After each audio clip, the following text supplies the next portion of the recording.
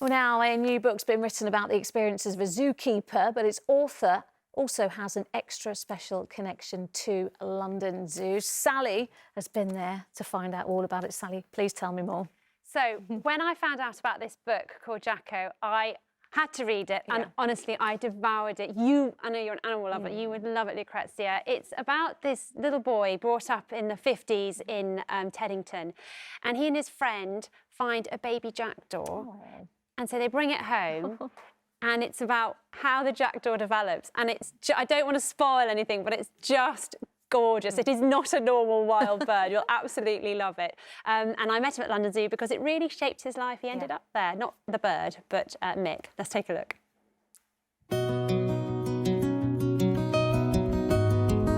He'd perch on my shoulder. He'd come to you when he saw you. He showed a great affection for people.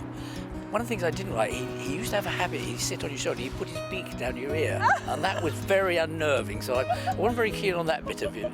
But everything else about him was perfect, because Jacko the jackdaw was more than a bird.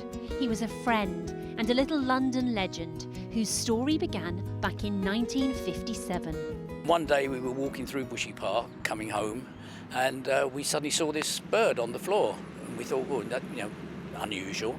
And it was obvious as we got closer he was injured, he had a damaged wing, and it was obvious he was a baby.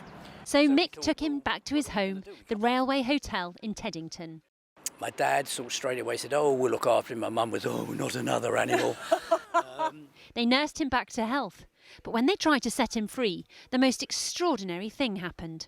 He just wouldn't leave us. This was the point. He said, no, I like it here, I'm staying. Jacko also loved trains and became a local celebrity, but he also had a fondness for the pub. They used to play cribbage a lot in the pub, in the public bar. He would nick the cards. He'd land on the table and then just grab a card, and someone would have a good hand and go, oh, that's the end of my hand. That's brilliant. What a monkey. What a bird, yeah.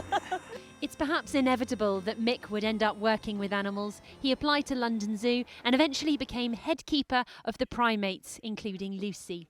But it was in retirement that the story of Jacko resurfaced when his neighbour, the award-winning children's author Jeanne Willis, fell in love with the tale. As an author, you've got to think up your own plot.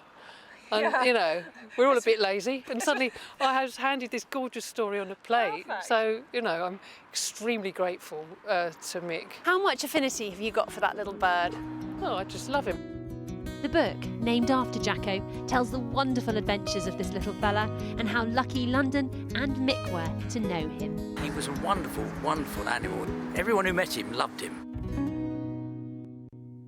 Oh, Sal, this little bird thought he was human. I know, and he preferred walking to flying. Isn't that brilliant? But the other lovely thing about Mick was he told me this great story about when he looked after the primates at London Zoo. Occasionally, if they were looking after them, he'd have to feed them by hand at home, so he'd have to take them home on the bus. Isn't that amazing? Imagine a gorilla on the bus. Anyway, here's the weather.